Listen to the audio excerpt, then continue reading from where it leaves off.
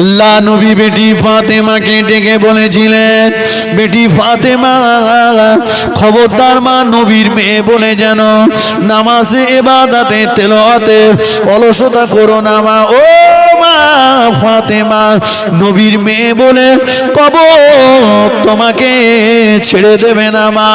নবীর মেয়ে বলে আলাদা করে কোনো বিচার হবে না মা।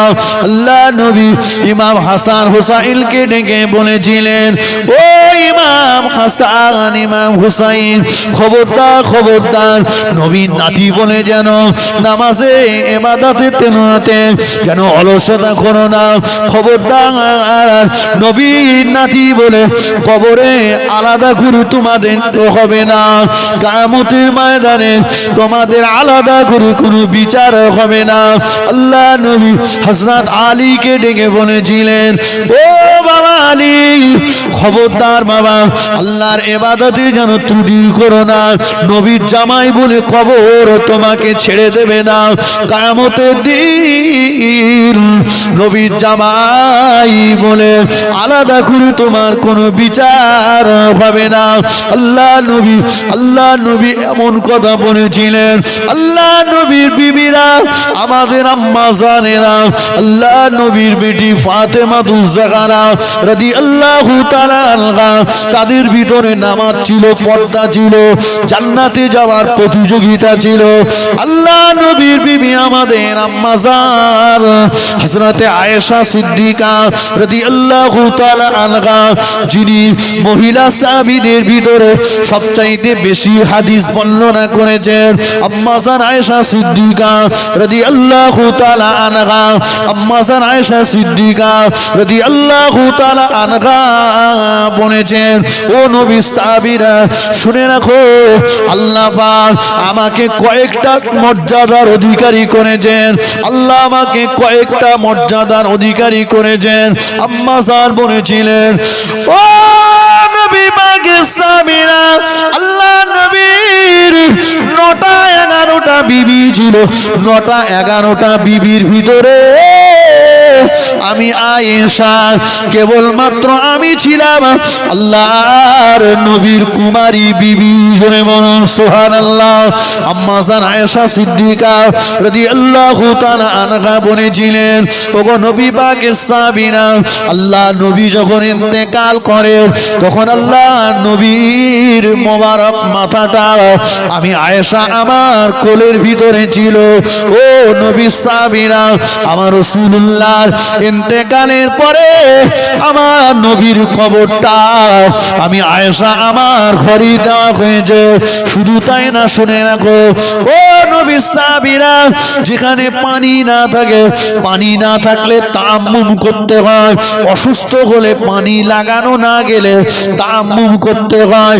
এই তায়াম্মুমের বিধানটা আমি আয়েশার জন্য তোমরা পেয়ে গিয়েছো। জোরে বলুন সুবহানাল্লাহ। জোরে বলুন না সুবহানাল্লাহ। এত মর্যাদার অধিকারী আয়েশা। এই আয়েশা সিদ্দিকা রাদিয়াল্লাহু আনহা তার সংসারে খাট, শোকেস, ফ্রিজ, আলমারি কিচ্ছু ছিল না।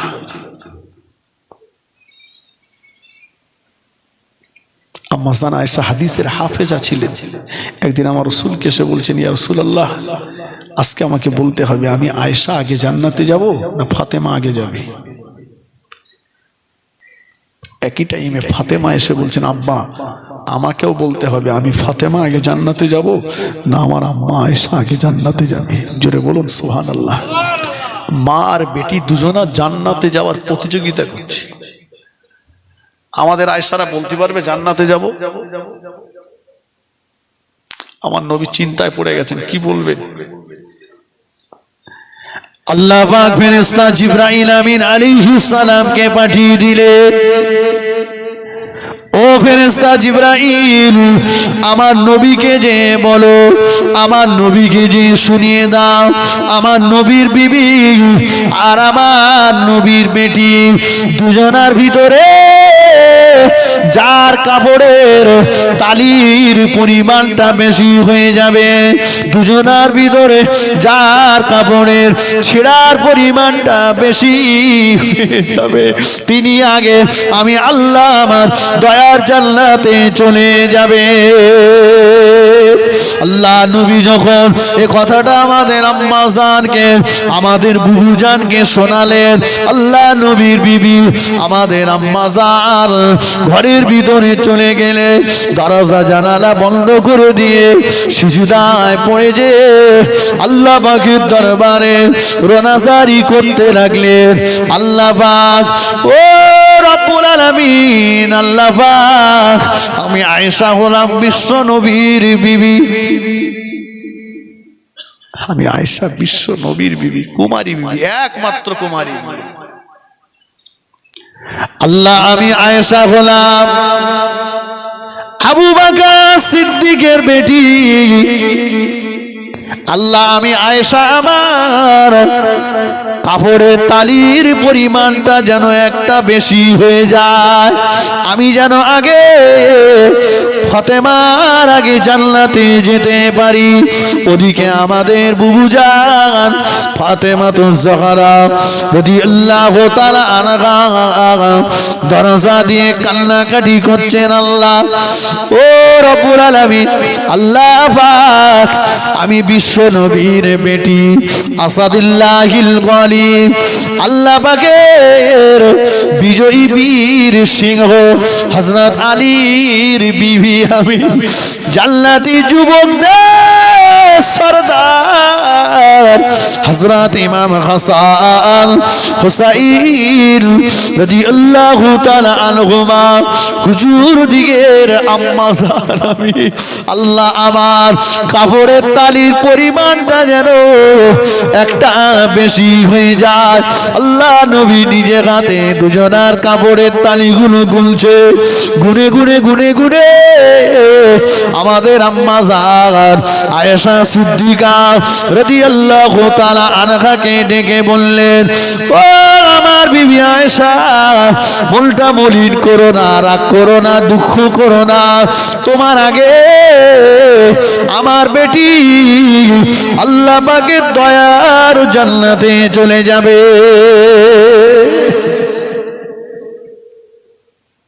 আয়েশা, তবে তুমি মন খারাপ করো না, ফাতেমা তোমার আগে যাচ্ছে, আর তুমি যতক্ষণ জান্নাতে না যাবে আমি রাসূলুল্লাহ জান্নাতে যাব না। সুবহানাল্লাহ বলে। তাহলে মা বেটি দুজনেই জান্নাতি। কি ছিল তাদের?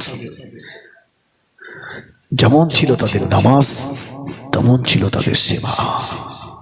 আসুন, বক্তব্য আমাকে শেষ করতে হবে, শেষের দিকে নিয়ে যাই। আমি 3টে আমলের কথা বলেছি, এবার 3টে গুণের একটু কথা বলেই বক্তব্য ছাড়ব। অসুবিধা হচ্ছে আপনাদের? কথা বলেন না কেন? আল্লাহ নবী সোনা জমানে জানিয়ে দিলেন, ও আমার সাহাবীরা, তোমরা যদি মনে মনে করো তোমাদের মরণের কষ্টটা কম হয়ে যাক, মরণটা তোমাদের আসানের সঙ্গে হয়ে যাক, মরণটা তোমাদের সহজভাবে হয়ে যাক, 1 নম্বরে আমি রাসূলুল্লাহ জানিয়ে দিলাম 3টে গুণ অর্জন করো। 3টে গুণের ভিতরে 1 নম্বরে তোমরা তোমাদের আব্বা মায়ের সঙ্গে নরম ব্যবহার করো। 1 নম্বরে কার সঙ্গে নরম ব্যবহার? আব্বা মায়ের সঙ্গে।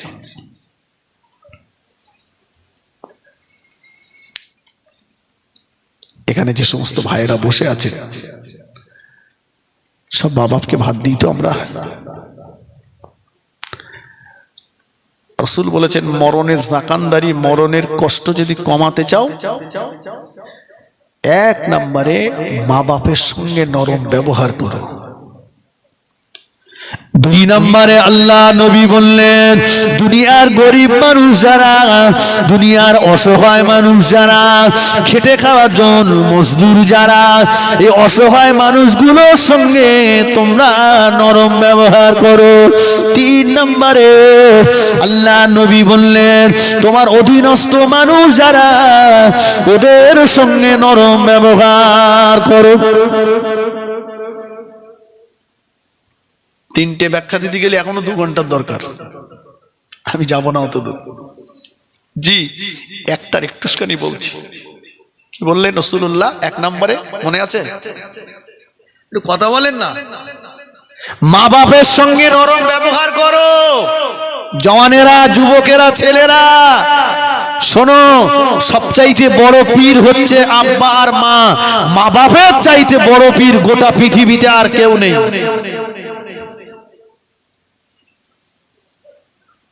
পীরের দোয়া কবুল হতেও পারে, নাও পারে, গ্যারান্টি নেই, কিন্তু মা বাপের দোয়া আল্লাহ পাকের আরশে আজিমের মাঝখানে কোনো পর্দা থাকে না, ওই দোয়াটা আল্লাহ পাকের দরবারে কবুল হয়ে যায়।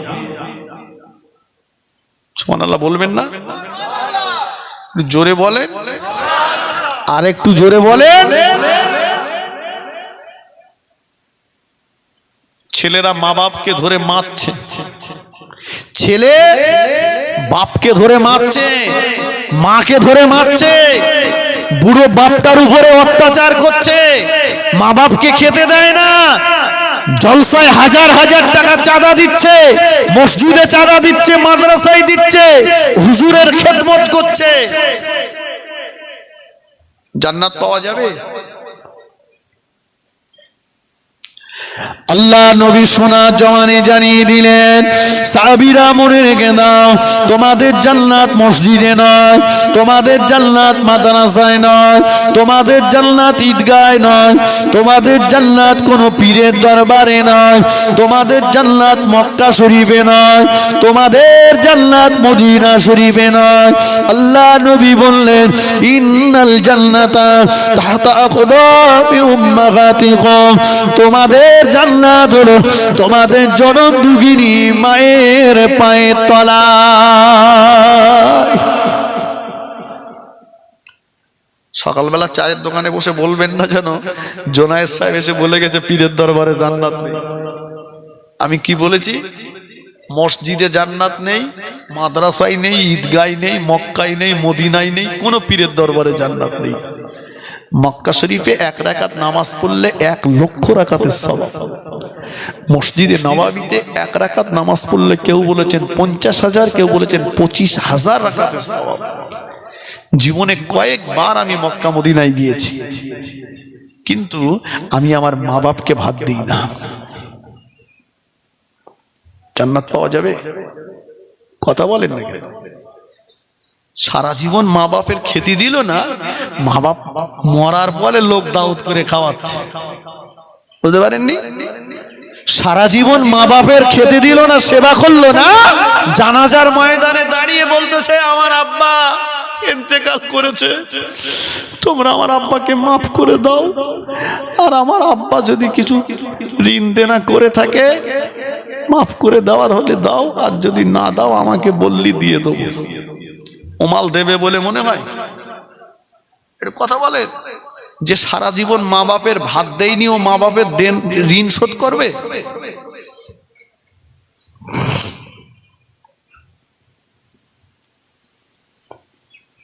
পীরের দোয়াকে ওভারটেক করে মা বাপের দোয়া আল্লাহর আরশে আসিমে ধাক্কা মারে। এই প্রমাণটা দিয়ে বক্তব্য ছাড়ো।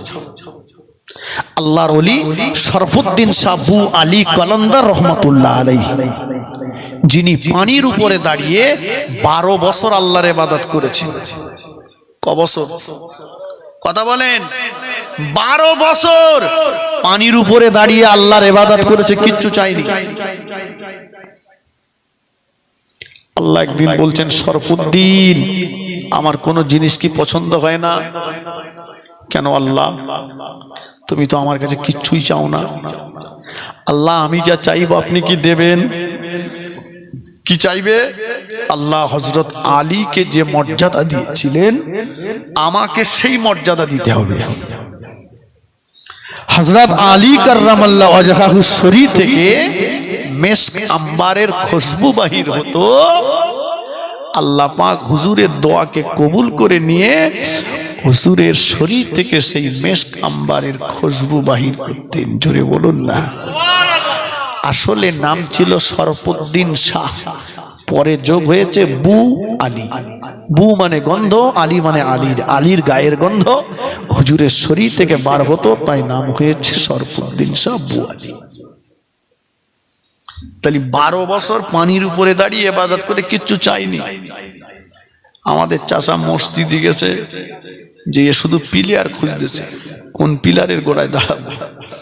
এই দেখলুম ঢুকেছে, টপা টপ মারতেছে, আসসালামু আলাইকুম ওয়া রাহমাতুল্লাহ, আল্লাহ আমিন। আল্লাহ জমি দাও, জায়গা দাও, ঘর দাও, বাড়ি দাও, টাকা দাও, পয়সা দাও। মনে হয় মাল সব রেখে গেছে। ডেকে জিজ্ঞেস করেন, দিন চাচা এত মাল তো চাচ্ছ, আত্মাহিয়াতুর একটু বলো দিন বাপ। বলছে খোকা ওইটা বড় মতো তো, ওইটা হয় না। দোয়া মাসুরা, দোয়া কুনুত, বলছি একই ব্যাপার। ওই তো বললুম বড় মতো বলে হয় না। তা আমি বলছি চাচা তোমার আত্মাহিয়াতু হয় না, দোয়া মাসুরা, দোয়া কুনুত কিছু পড়তে পারো না, এত মাল চাচ্ছ কেন? ভুয়ো রেশন কার্ডে কত মাল নেবে তুমি? তুমি নামাজ পড়ে আল্লাহর কাছে বলো আল্লাহ আমার নামাজটা কবুল করে নাও, সেটা না বলে তুমি এত মাল চাচ্ছ কেন? আসলে মাল নেবে বলেই নামাজ পড়তে গেছে, বুঝতে পারেননি? উত্তর মাঠে 5 কাঠা আব্দুল করিম বিক্রি করবে জমির গায়ে, ওইটা গিয়ে মসজিদে যাই বলতে আল্লাহ ওইটা যেন আমার হয়, আল্লাহ ওটা যেন হাত ছাড়া না হয়। চাচা মোটে নামাজ পড়ে না। তো ভাইপো বলতে চাচা তুমি নামাজ পড়ো না, লোকে খুব খারাপ বলে। বলে বলুক কি যাক, তুই যা। বলে না চাচা তুমি নামাজ পড়া ধরো। বলে শোন আমি ছাগলের ব্যবসা করি, ছাগল খুঁজতে যে আমার নামাজ পড়া হয় না। ভাইপো বলতে চাচা তুমি নামাজ পড়ো, তোমার আমি মাসে মাসে একটা করে ছাগল দেবো। সত্যি দিবি তো? বলে হ্যাঁ চাচা তুমি নামাজ পড়ো, লোক যা খারাপ বলছে ওর থেকে ছাগল দেওয়া ভালো, তুমি নামাজ পড়ো। চাচা বলে দিন তারিখ ঠিক রাখিস, কাল থেকে শুরু। চাচা নামাজ পড়া শুরু করেছে, ঠিক যেদিন মাস পুড়ে গেছে সেদিন এসে হাজির ভাইপোর বাড়ি। খোকা চাচা বলো। বলে চাচা বলো মানে আজকে যেন সুরটা একটু আলাদা মতো। আরে চাচা বলো না, কি বলছো? বলছে কি বলবো তুই বুঝতে পারতিস না? তুই তো বললি মাস পুড়ে গেলি ছাগল দেবো, মাস পুড়ে গেলে ছাগল দে। ভাইপো বলতে চাচা তুমি নামাজ কালাম পড়তে না, লোকে খুব খারাপ বলতো, তুমি নামাজ পড়া যখন ধরেছো চাচা নামাজটা ছেড়ো না। তুমি তো জানো আমি তোমার ভাইপো, আমি গরিব মানুষ, আমি চাচা ছাগল দিতে পারবো না। বলছে খোকা আমি জানতাম তুই ছাগল দিতে পারবি না, সেই জন্য আমিও যে কদিন নামাজ পড়েছি উজু করিনি। আচ্ছা চাচার এ নামাজ তো ছাগল নেওয়া নামাজ, বুঝতে পারেননি? চাচা দেখতে যে কোনো ভাবে মাস পড়লি হয়। তো আমাদের চাচা যদি মনে করতো নামাজ পড়লে আল্লাহ খুশি হবে, তাহলে চাচা চায়ের দোকানে সময়টা বেশি না দিয়ে মসজিদে ইমাম সাহেবের কাছে একটু সময় দিয়ে বলতো খোকা একটু আত্মাহিয়াতু একটু বলে দাও দিন বাপ, হাফ লাইন মতো বলে দাও। ওইটা সারাদিন মুখস্থ করি আত্তাহিয়াতু আত্তাহিয়াতু আত্তাহিয়াতু সারাদিন বলে, আবার পরে লিল্লাহি ওয়া সালাওয়াতু লিল্লাহি ওয়া সালাম। চেষ্টাটুকু অন্তত করতো, কথা ঠিক কিনা? কেউ যদি কোরআন শরীফ পড়ার চেষ্টা করতে করতে মারাও যায়, কিতাবে এসেছে কিয়ামতের ময়দানে আল্লাহ পাক তাকে কোরআন পড়নেওয়ালা ব্যক্তি হিসাবেই উঠাবেন। জোরে বলুন সুবহানাল্লাহ। বলতে খোকা তুমি তো বলতেছ, কিন্তু আমার এই বুড়ো বয়সে বেরেনে ধরে না। বুড়ো বয়সে বেরেনে আত্মাহিয়াতু ধরে না, বুড়ো বয়সে চাচি মরে গেছে আর একটা বেকারের জ্বালায় ঘুরে বেড়াচ্ছে। ভাই মরে গেছে, ভাইপোর কাছ থেকে জমিগুলো ফাঁকি দিয়ে নেবে, কাগজপত্র দেখার বেলা বেরেন চাঙ্গা, আত্মাহিয়াতু শিখবে। তো আসুন যে কথা বলছিলাম, শরফুদ্দিন শাহ বু আলী কালান্দার রহমাতুল্লাহ আলাইহি হুজুরের একটা মাদ্রাসা ছিল। মাদ্রাসায় অনেক বাচ্চা পড়ে, তার ভিতরে একটা বাচ্চা খুব দুষ্টু। ওই বাচ্চাটার যখন ছোট ওর আব্বা ইন্তেকাল করেছে, ও ছাড়া ওর মায়ের আর কেউ নেই। তো ওর দুষ্টুমিতে মহল্লাবাসীরা অতিষ্ঠ। হুজুরের কাছে এসে বলছে হুজুর ওকে একটু বলেন দুষ্টুমিটা কম করতে। হুজুর বলে ও দুষ্টুমির মাত্রা পরের দিন আরো বাড়ে। এইভাবে কয়েক দফায় বলার পরে মহল্লাবাসীরা একদিন দলবল এসে বলছে, হুজুর হয় ছেলেটাকে মাদ্রাসা থেকে তাড়িয়ে দেন, তা না হলে মাদ্রাসাটা বন্ধ করে দেন। আল্লাহর ওলির মনটা খারাপ হয়ে গেল। আল্লাহ, যে ছেলের জন্য আমার সম্মান থাকে না, আগামীকাল সূর্য ওঠার আগে ছেলেটাকে আপনি দুনিয়া থেকে তুলে নেন। বদদোয়া করে দিল কে? যিনি পানির উপরে দাঁড়িয়ে 12টা বছর আল্লাহর ইবাদত করেছেন। দুষ্টু হলেও মনটা খারাপ হয়ে গেল। মাদ্রাসায় ছুটি হয়ে গেছে, সবাই বাড়ি যায়, ছেলেটা বাড়ি যায় না, রাস্তার ধারে বসে ফুপড়ে ফুপড়ে কাঁদছে। সন্তান যদি কোথাও যায়, বাড়িতে আসতে যদি দেরি করে, সবচাইতে বিচলিত হয় কে?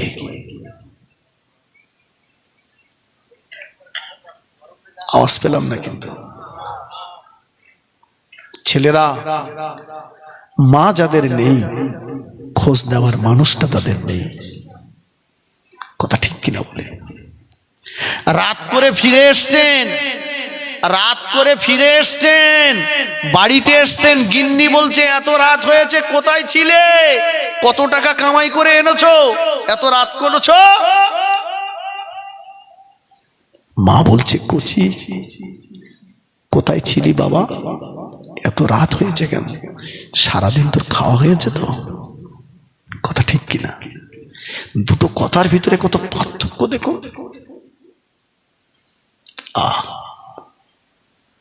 মা কি নিয়ামত, সেই মাকে কষ্ট দিচ্ছ।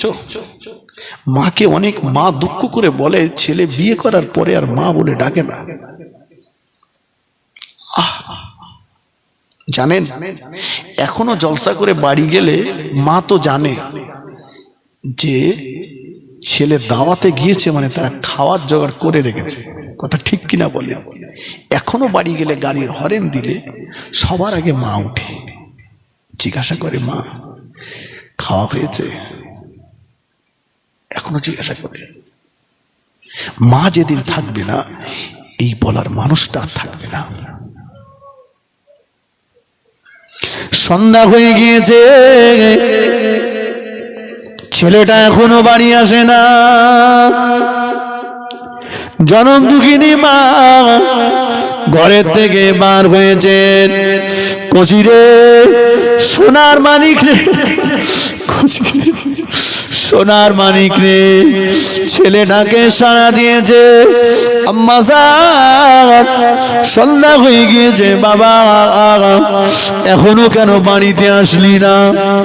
ছেলে জবাব দিচ্ছে, আম্মা জান, ও আমার আম্মা জান, আজকে আমি বাড়ি যাব না। কেন বাড়িতে আসবি না বাবা?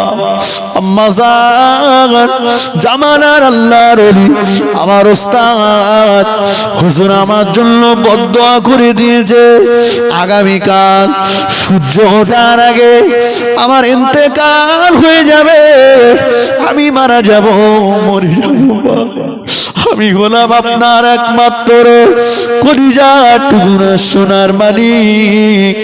আমি ছাড়া যে দুনিয়া জমিনে আপনার আর মা বোনের ডাকবার মতো কেউ নেই। আমি যদি আপনার কোলের কাছে, আপনার চোখের সামনে যদি আমি ইন্তেকাল করি, মানুষ হয়ে মা হয়ে ধৈর্য ধারণ করতে পারবেন না মা, সবর করতে পারবেন না মা। জনম দুঃখিনী মা ছুটতেছেন আর কাঁদতেছেন। ছুটে ছুটে ছুটে ছুটে এসে সোনার মানিককে বুকের মধ্যে জড়িয়ে নিয়ে চোখের পানিটা মুছিয়ে দিয়ে সোনার মানিকের মুখে চুমা দেয়, বুকে চুমা দেয়। কি কথা বললি বাবা, কি কথা শোনালি বাবা আমাকে? তুই জানা যে দুনিয়ার জমিনে আমার আর মা বোনের ডাকবার মতো কেউ নেই। তুই যখন ছোট্ট ছিলি, তোর আব্বা ইন্তেকাল করেছে, তোর মুখের পানেছে জীবনে নিজের সুখ শান্তির কথা, আরাম আয়েশের কথা সব ভুলে গিয়েছি। পরের বাড়ি চেয়ে মেঘে নিয়ে কাজ করে বড় কষ্ট করে তোকে মানুষ করছি। কি কথা বললি বাবা? আয় আমার সোনার মানিক, আমার বুকে আয়। সোনার মানিককে জড়িয়ে নিয়ে জনম দুঃখিনী মা বাড়িতে চলে গেল। সোনার মানিককে রেখে দিয়ে মা জননী ওযু করে নিল। ওযু করে নিয়ে নামাজের মাসাল্লাটা নিয়ে নামাজের পাটিটা নিয়ে ঘরের ভিতরে চলে গেল। 2 রাকাত নামাজে দাঁড়িয়ে গেল। আনতা আবুদাল্লাহ কান্নাকা তারাহু ওয়া ইল্লাম তাকুন তারাহু ফাইন্নাহু ইয়ারাকা। যখন তুমি নামাজে দাঁড়াবে তুমি এটাই মনে মনে করবে তুমি জানো রব্বুল আলামিন আল্লাহ পাককে দেখতে পাচ্ছ। তা যদি তোমার মনে না হয় তুমি এটাই মনে মনে করবে রব্বুল আলামিন আল্লাহ পাক তিনি যেন তোমাকে দেখতে পাচ্ছেন। আল্লাহ নবী বললেন আসসালাতু মিরাজুল মুমিনিন, নামাজ হলো মুমিনের জন্য মেরাজ। আল্লাহ পাকের বান্দা বান্দীরা যখন নামাজের পাটিতে দাঁড়িয়ে যায় তখন আল্লাহ পাকের সব চাইতে বেশি নিকটবর্তী হয়ে যায়। 2টি সময়ের দোয়া আল্লাহ পাকের দরবারে কবুল হয়ে যায়। একটা হলো নামাজের পরের দোয়া, আর একটা হলো রাতের শেষ অংশের দোয়া। জনম দুঃখিনী মা নামাজের পাটিতে সিজদায় পড়েছে। 2 রাকাত নামাজ পড়ে সিজদায় পড়েছে। আল্লাহ পাকের দরবারে রোনাজারি করছে। আল্লাহ মক্কার মানুষেরা সবাই নবীর কথা শুনে কলেমা না পড়লেও সবাই এক বাক্যে বলতো মুহাম্মদ সাল্লাল্লাহু আলাইহি ওয়াসাল্লাম সত্যবাদী, মুহাম্মদ কখনো মিথ্যা কথা বলে না। আল্লাহ আপনার হাবিব বলেছে মা যদি সন্তানের জন্য দোয়া চায় মায়ের দোয়া আল্লাহ পাকের আরশে আজিমের মাঝখানে কোনো পর্দা থাকে না।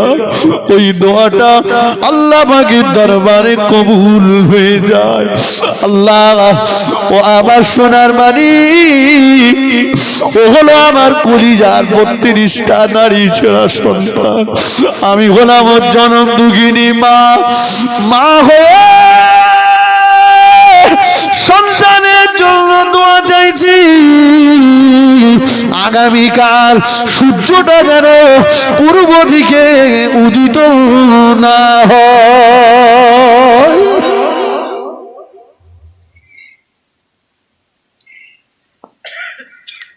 ঘন্টার পর ঘন্টা চলে যায়, পিঠ ব্যথা করছে, মানুষ শুয়ে থাকতে পারে না। দলবদ্ধভাবে আল্লাহর ওলি শরফুদ্দিন সাব্বু আলী কালান্দার হুজুরের কাছে হাজির। হুজুর, আপনি বলেছিলেন সূর্য ওঠার আগে ছেলে মরে যাবে। ছেলে মরা তো দূরের কথা, সূর্যই তো ওঠে না। আল্লাহর ওলি কাশফানতে বসে গেলেন, চোখ দুটো বন্ধ করে বসে গেলেন। কিছুক্ষণ পরে চোখ দুটোকে আলগা করলেন, চোখ দুটোকে আলগা করে বললেন মহল্লাবাসীরা ও আমার গ্রামবাসীরা, চলো চলো সবাই মিলে ওই দুষ্টু ছেলেটার মায়ের কাছে চলে যায়। আমি দোয়া করেছি, ওর মা ওর জন্য দোয়া করেছে। আমার দোয়াটাকে ওভারটেক করে ওর মায়ের দোয়াটা আল্লাহ পাকের আরশে আজিমে যে ধাক্কা মেরেছে, জোরে বলো সুবহানাল্লাহ। সবাই মিলে দলবদ্ধভাবে মায়ের কাছে চলে গেল। জনম দুঃখিনী মা, ও মা জনম দুঃখিনী মা, আমি শরফুদ্দিন সাব্বু আলী কালান্দার, আমি আল্লাহ পাকের কাছে মাগফিরাত কামনা করছি। আল্লাহ পাকের কাছে আমি আমার দোয়া ফেরত চাইছি। আপনি আল্লাহ পাকের কাছে দোয়া করুন সূর্য যেন পূর্ব দিক থেকে উদিত হয়ে যায়। জনম দুঃখিনী মা আল্লাহ পাকের দরবারে দুটো হাত তুলে রোনাজারি করছেন। আল্লাহ আপনার ওলি বান্দা মাহবুব বান্দার ইজ্জত সম্মানে খাতিরে সূর্যটাকে আপনি পূর্ব দিক থেকে উদিত করে দেন আর আমার সোনার মানিকের খায়াত বাড়িয়ে দিয়ে আমার সোনার মানিকের নামটা সুলতানুল আরিফিনের তালিকায় লিখে দেন। দেখতে পাওয়া অল্পক্ষণের ভিতরে পূর্ব আকাশটা আস্তে আস্তে ফর্সা হয়ে যায়। জনম দুঃখিনী মায়ের দোয়াটা আল্লাহ পাকের দরবারে কবুল হয়ে গেল। ও মায়েরা কালে জেনে দেখতে পাওয়া গেল, কালে যে দেখতে পাওয়া গেল এই দুষ্টু ছেলেটা অন্য কেউ নয়, এই ছেলেটা অন্য কেউ নয়, দিল্লি জুবিনে যার মাজার আল্লাহর ওলি হযরত পীর বাকি বিল্লাহ রহমাতুল্লাহ আলাইহি। জোরে বলুন সুবহানাল্লাহ, আর একটু জোরে বলুন সুবহানাল্লাহ। আল্লাহুম্মা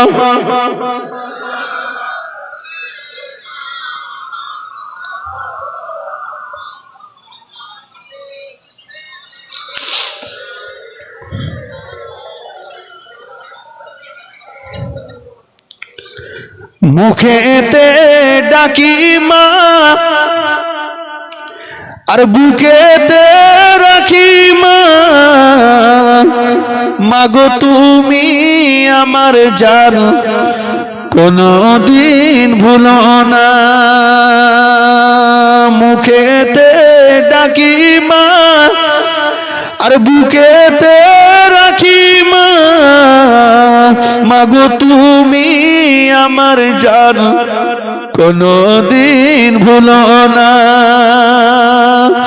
10 মাস 10 দিন গর্ভে রেখেছিলে যে ধরে, বহু কষ্ট করে ও মা ভুবনে পাঠালে, সেই মায়ের আঁচলে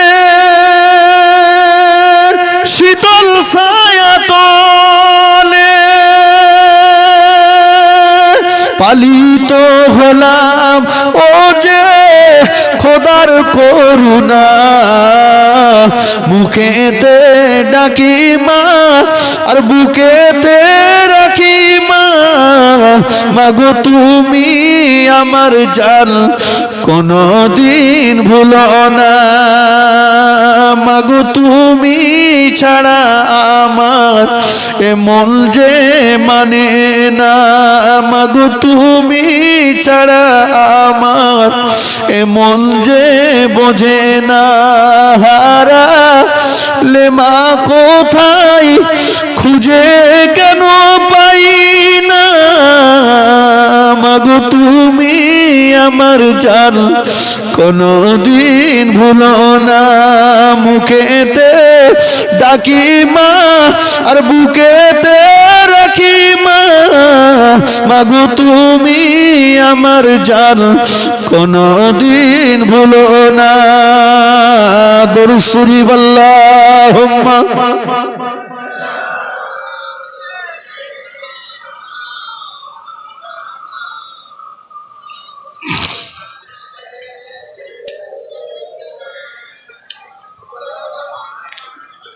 আমার ভাইরা, বাবাজিরা, নওজওয়ান যুবকেরা, মা বাপের দোয়া লাও, মা বাপকে কষ্ট দিও না।